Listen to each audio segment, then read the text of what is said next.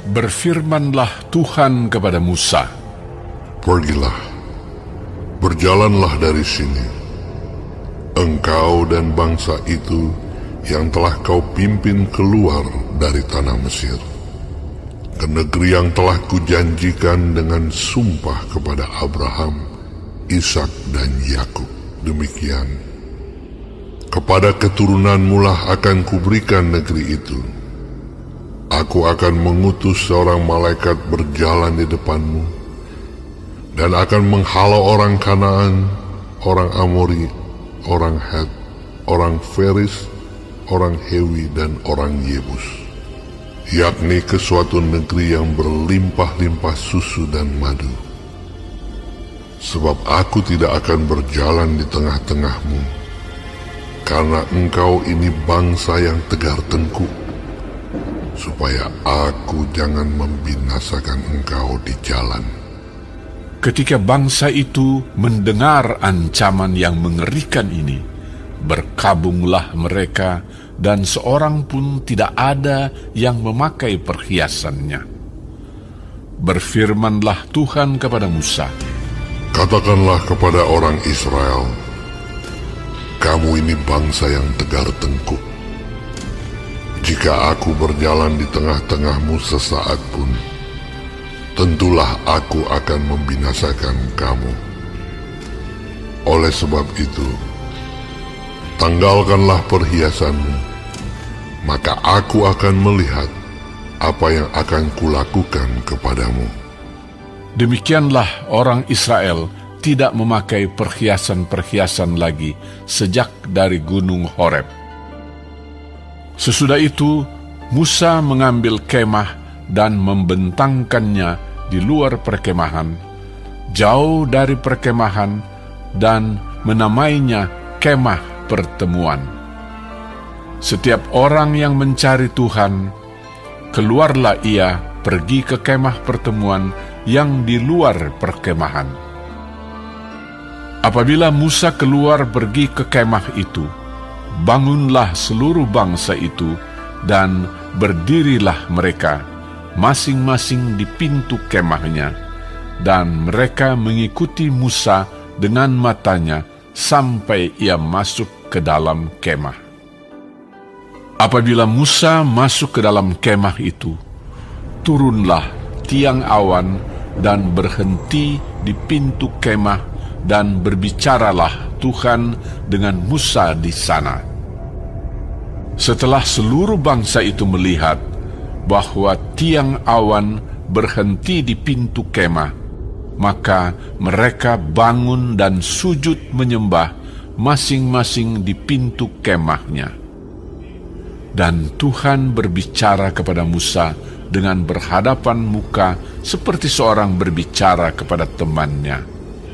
Kemudian kembalilah ia ke perkemahan, tetapi abdinya Yosua bin Nun, seorang yang masih muda, tidaklah meninggalkan kemah itu.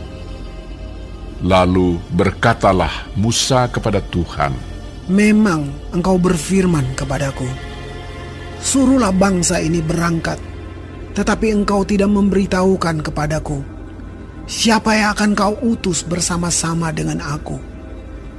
Namun demikian engkau berfirman, aku mengenal namamu dan juga engkau mendapat kasih karunia di hadapanku.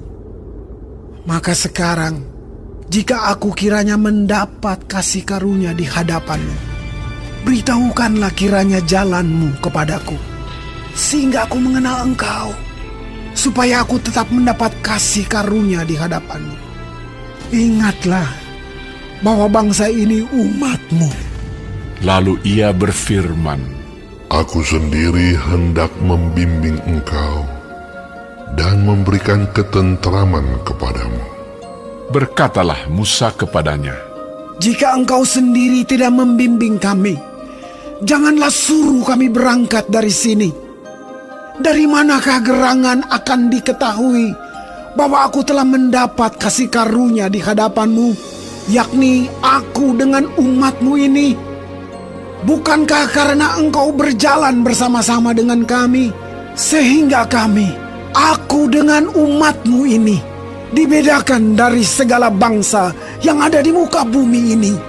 Berfirmanlah Tuhan kepada Musa, Juga hal yang telah kau katakan ini akan kulakukan, karena engkau telah mendapat kasih karunia di hadapanku, dan aku mengenal engkau.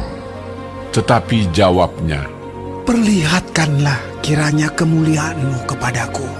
tetapi firman-Nya, Aku akan melewatkan segenap kegemilanganku dari depanmu, dan menyerukan nama Tuhan di depanmu. Aku akan memberi kasih karunia kepada siapa yang kuberi kasih karunia, dan mengasihani siapa yang kukasihani. lagi firman-Nya, Engkau tidak tahan memandang wajahku, sebab tidak ada orang yang memandang aku dapat hidup. berfirmanlah Tuhan, Ada suatu tempat dekatku, di mana engkau dapat berdiri di atas gunung batu. Apabila kemuliaanku lewat, maka aku akan menempatkan engkau dalam lekuk gunung itu, dan aku akan menudungi engkau dengan tanganku sampai aku berjalan lewat. Kemudian aku akan menarik tanganku, dan engkau akan melihat belakangku, tetapi wajahku tidak akan kelihatan.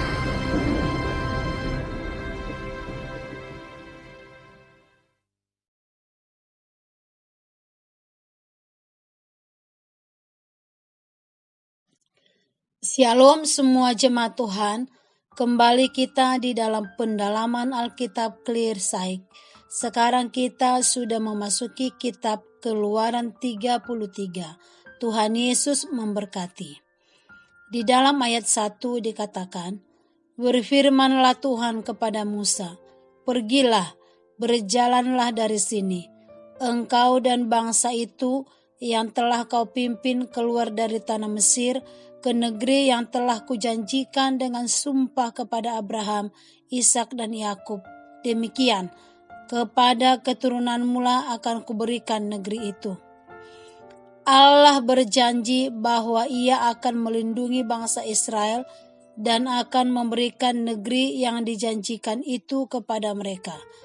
Karena dosa Israel, Allah menyatakan bahwa seorang malaikat akan memimpin mereka ke tanah yang dijanjikan.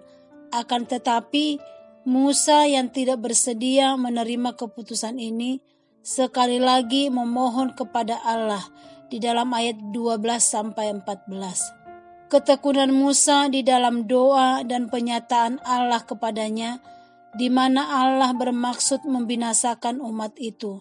Doa syafaat Musa menjadi landasan bagi Allah untuk mengubah tindakan yang akan diambilnya dan tidak memenuhi ancaman untuk membinasakan mereka.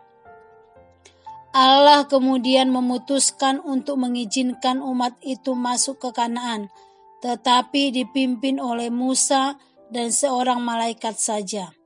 Dengan jelas dan tegas, Allah menyatakan bahwa Ia tidak akan pergi bersama mereka di dalam ayat 3. Tetapi setelah berdoa lagi di dalam ayat 12-13, Tuhan mengubah rencananya, menanggapi permohonan Musa dan setuju bahwa kehadirannya akan menyertai mereka.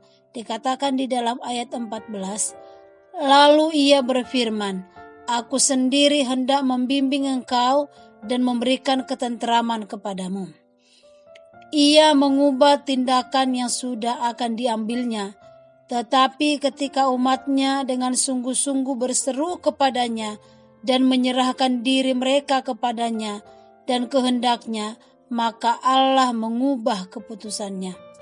Allah memandang Musa sebagai sahabat karibnya yang dengannya ia dapat berbicara berhadapan muka dengan Musa, begitu menyatu dengan roh Allah, sehingga ia turut merasakan perasaan Allah, menderita ketika Allah bersedih atas dosa. Setiap orang percaya harus berusaha melalui doa untuk mengetahui cara-cara Allah dan semakin menyatu dengan Dia dan maksud-maksudnya, sehingga ia sungguh-sungguh menjadi sahabat Allah. Dikatakan di dalam ayat 11, dan Tuhan berbicara kepada Musa dengan berhadapan muka seperti seorang berbicara kepada temannya. Kemudian kembalilah ia ke perkemahan, tetapi abdinya Yosua bin Nun, seorang yang masih muda, tidaklah meninggalkan kemah itu. Yosua bukan hanya melayani Musa yang diurapi Allah dengan setia, tetapi ia sendiri juga dengan rajin mengembangkan persekutuan pribadi dengan Allah. Sejak masa mudanya, Yosua belajar untuk meluangkan waktu dengan Tuhan. Pengabdian semasa ini mempersiapkannya untuk menjadi pengganti Musa. Semua anak Tuhan harus dengan sungguh-sungguh berdoa agar mengenal jalan-jalan Tuhan, yaitu hati, tujuan, hikmat, prinsip-prinsip kudus, dan bahkan penderitaannya. Dengan demikian kita mengenal Allah. Allah menjawab doa Musa karena menghormatinya, memandangnya sebagai sahabat dan berkenan kepadanya. Musa diperkenankan Allah sekalipun Harun dan seluruh bangsa tidak taat kepada Allah. Ia tetap setia kepada Tuhan dan menjadi perantara di antara Tuhan dengan bangsa Israel. Bagi kita umat Tuhan, Kristuslah pengantara kita yang mempersatukan kita dengan Allah. Melihat Kristus berarti melihat Allah karena di dalam Dialah seluruh kepenuhan Allah berada. Di dalam Kolose 1 ayat 19 sampai 20 dikatakan, karena seluruh kepenuhan Allah berkenan diam di dalam Dia, dan oleh Dialah Ia memperdamaikan segala sesuatu dengan dirinya, baik yang ada di bumi maupun yang ada di sorga, sesudah Ia mengadakan pendamaian oleh darah salib Kristus. Di dalam Kristus kita dapat bergaul akrab dengan Allah, melalui persekutuan pribadi dengan Allah tiap-tiap hari. Namun tentu keakraban itu harus direspon dengan hidup suci dan taat pada firman-Nya. Hanya karena pemeliharaan Allah Bapa, kasih karunia Tuhan Yesus, dan tuntunan Roh Kudus, kita dimampukan berjalan dengan setia ke tanah perjanjian kekal. Amin. Tuhan Yesus memberkati.